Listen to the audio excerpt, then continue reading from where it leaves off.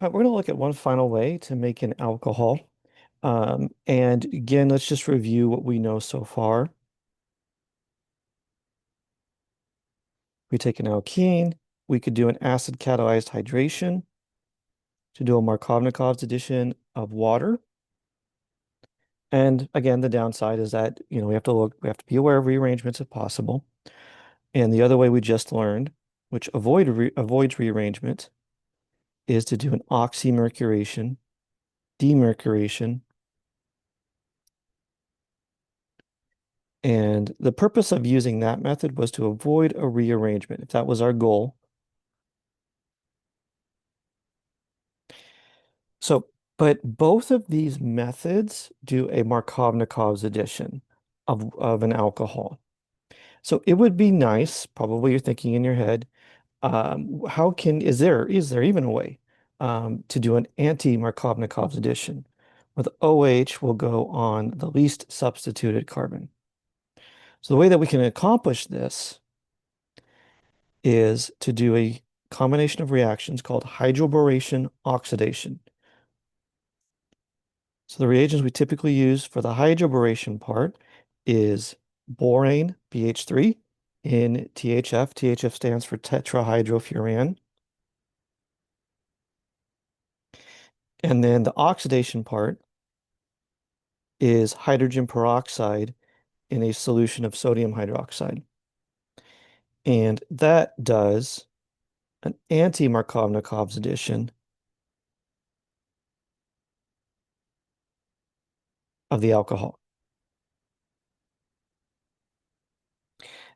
Now, kind of like the oxymercuration reaction, I'm only going to look at the very first step of this mechanism because it's going to help us frame our discussion about stereochemistry.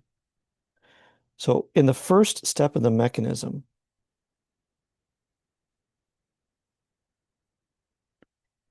is the borane basically kind of quote unquote sits on the alkene.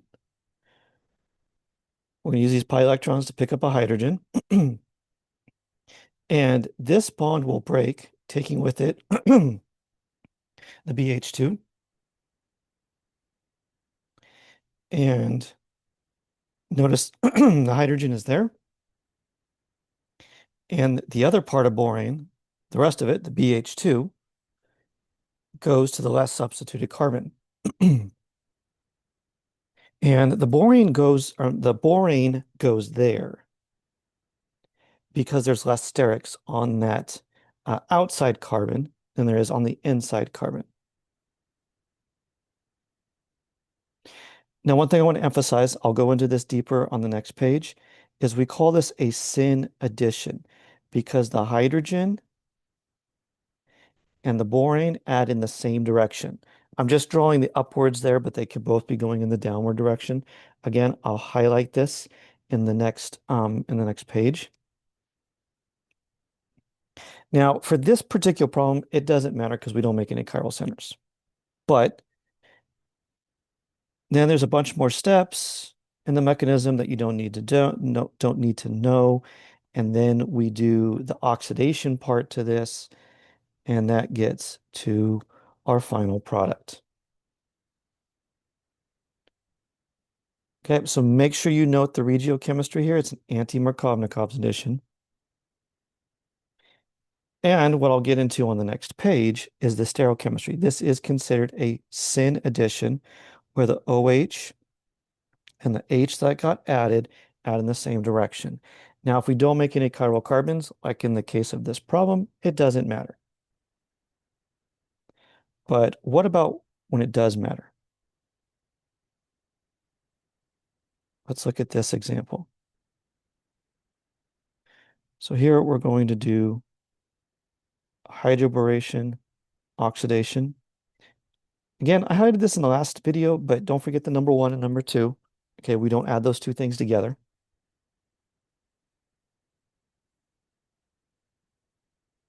Because this is a syn addition, that borane in the very first step will add with either the hydrogen and the BH2 going up And again, this is an anti-Markovnikov's addition. So the borane, the BH2, goes to the less substituted carbon. And half the time, the hydrogen and the borane will be going down. So 50% this one, 50% that one. After the oxidation happens, so a bunch of steps occur.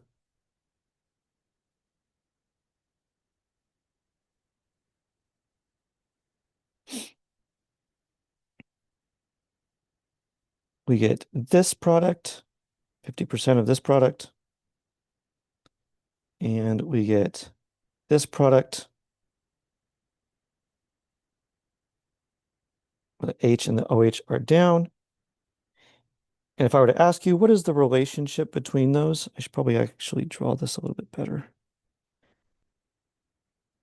That should be the methyl and the hydrogen should be there. This is a racemic mixture. In a hydroboration oxidation, the H and the OH never end up trans to each other because this is a syn addition.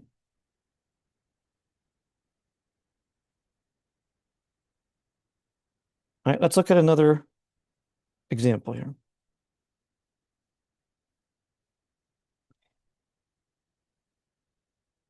So we're going to do a hydroboration oxidation.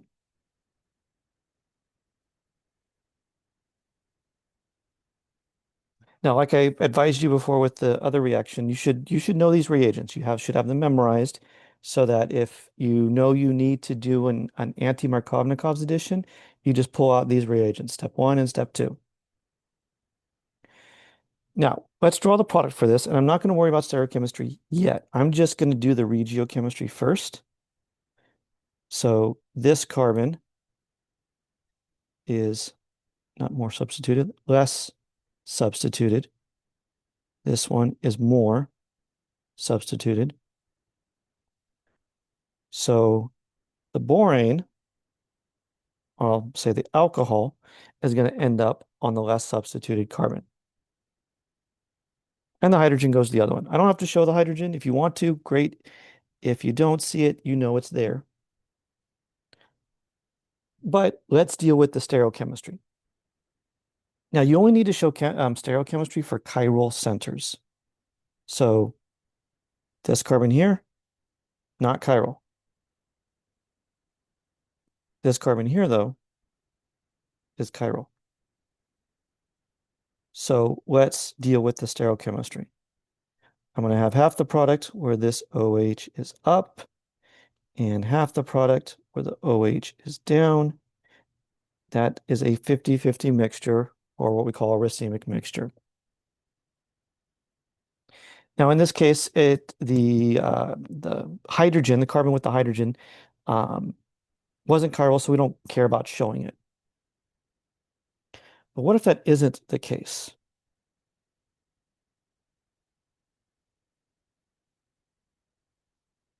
Let's look at one more example.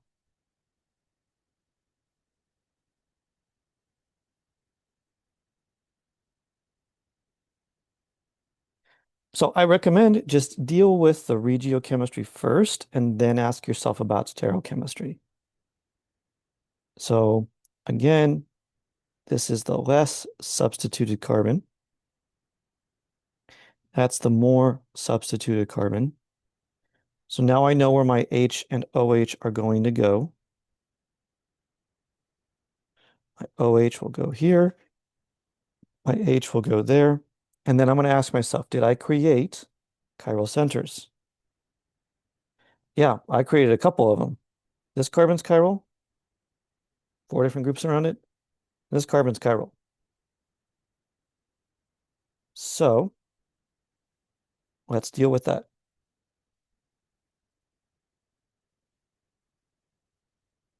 Sum of the product, the H and the OH will be going upwards. And actually, I'm going to draw this a little bit better.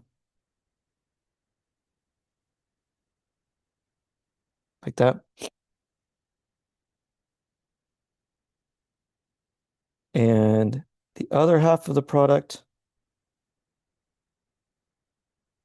the H and the OH will be going downwards. Regardless, they are both syn to each other. Since this is a syn addition, you don't ever end up with the H and the OH in opposite directions. And again, we have a racemic mixture. Now, notice why I showed the stereochemistry for this carbon here is because it's chiral. Before, in the last problem, that carbon was not chiral. And so I didn't have to show any stereochemistry on it. You only have to show stereochemistry on chiral centers.